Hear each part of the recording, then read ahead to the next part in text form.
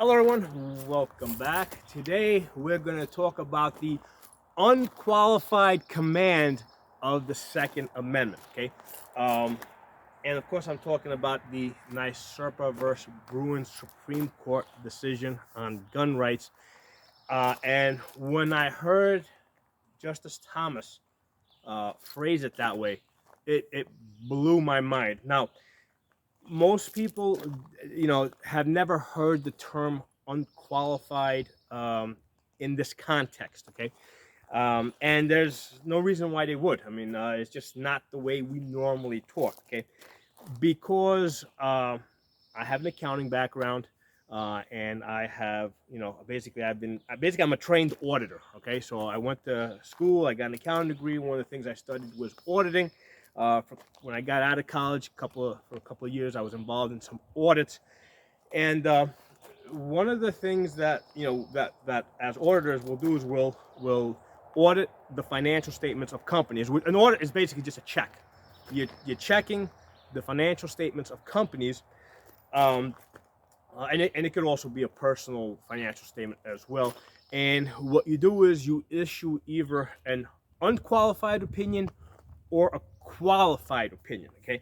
And I gotta tell you guys, when I first heard this phrase in my auditing class, I think I was something like either 19 or 20 years old.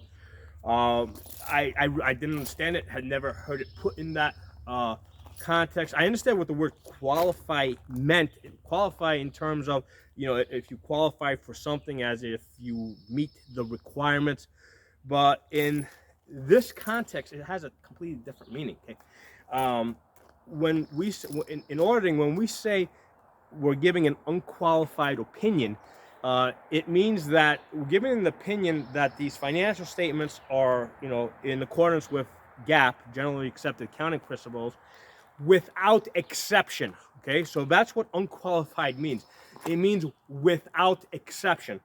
If you qualify an opinion, right, in accounting circles, right, and of course these terms, I guess, go back to a much earlier version of English that people would speak. Because again, we don't talk that way these days. But if you qualify an opinion, it means that you're giving it with exceptions. And an exception might be, for example, if I'm doing an audit, if I was not there, let's say at the beginning of the year, right, or when they did an inventory, right, or when they did last year's ending inventory, right? That's an exception, right? It's like, okay, everything looks good except for the fact that I wasn't there at the beginning of the year to inspect the inventory. So I would be qualifying the financial statements with that. I'd be issuing that except for. Everything is good except for that. I wasn't there to check it at the beginning of the year. So when Justice Thomas writes or speaks of the unqualified command of the Second Amendment, what he's saying is that, that's the command of the Second Amendment, and there's no exceptions, there's no buts, right? Because a lot of times when you have like a lot of these FUDs, right, that talk about gun rights, there's always like the except for, there's the but, there's no exception, okay? Now, the interesting thing is that a lot of the founding fathers actually, like in some of the writings, they did speak of exceptions. Like, for example, I think it was George Washington that he said that people who are peaceable should not. Basically, what he's saying is peaceful people should not be restricted from carrying and owning guns. Right? I'm paraphrasing. I don't remember the exact words, but that's an exception, right? So when he's making that quote, right, when he's saying that thing, George Washington is actually giving a qualified opinion. He's qualifying. He's saying that, yeah, people have the right to bear, have a right to carry guns, but he's making an exception. He's saying the people that are peaceable, right? But that's not what went into the Second Amendment, which was negotiated, right? Which everybody agreed to, okay? The Second Amendment, okay, does not have any exceptions, right? It's unqualified, as the way Justice Thomas put it, okay?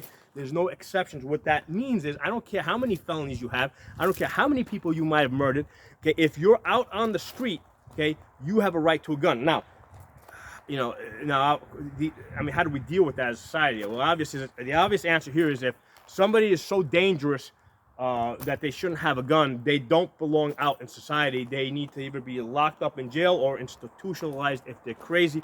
But you know, putting extremely dangerous people or crazy people or dangerously crazy people into society and saying that, okay, we're letting you out, but we're just not going to let you have guns, doesn't make them any less dangerous, because they can find other weapons, other tools. They can get access to a car and run over people, you know, get a gallon of gasoline and start fires and burn down buildings with entire families and living in them.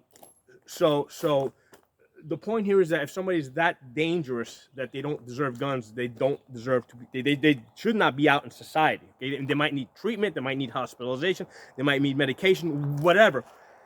But at the point where somebody is deemed safe enough to be out in society, they get a gun. Okay. That's, I just wanted to bring this, you know, make this point to you guys that when I first heard of the way that Clarence Thomas phrased this, when he said the unqualified command of the Second Amendment, he's pointing out that there's no exceptions in the Second Amendment. Okay, and here's the thing: it's a right to bear arms. Okay, it doesn't say right to bear small arms; it's a right to bear arms. Arms is short for armaments. We have a right to machine guns. Okay, the entire NFA Gun Control Act is dead. Okay, it's just a matter of time, but it's gonna die. It's gonna die probably by death by 1,000 cuts. Don't expect any big court case to come out to strike down the NFA. It's not going to happen like that. What's going to happen is the lawyers are going to start attacking bits and pieces of it. They'll go after the solvent traps. They'll go after the forced reset triggers. They'll go after the bump stock. These are all going to be separate cases. And this is good because right now we're on the offensive, right? And what we don't want to do is we don't want to attack the gun controllers, you know, where they're the strongest, where they can unite. We want to attack them from all directions, you know, every day, constantly. Okay, and the way that we're going to do this is with lots of small lawsuits that target, you know, small individual infringements on gun rights. So I just wanted you guys to pay attention to that, because you're going to hear this phrase over and over again. You're going to hear about the unqualified command of the Second Amendment. This is now an old word that is coming to the front, you know, it's coming back into our language. Okay, I've never heard of that word, that phrase put that way, anywhere except, you know, anywhere outside of accounting and auditing. Okay, but all of a sudden now this is going to become a very common word that you guys are going to hear. The word unqualified means without exception. Remember that. Okay, thanks for watching. Make sure you guys are following me on my uncensored channels. On Odyssey, I'm Pocono Tactical. On Rumble, I'm Pocono Guns. My backup channels on YouTube are Absolute Gun Rights, a Pocono Shooting, and then I got the original Safa channel that goes back to 2006. I'll talk to you guys soon.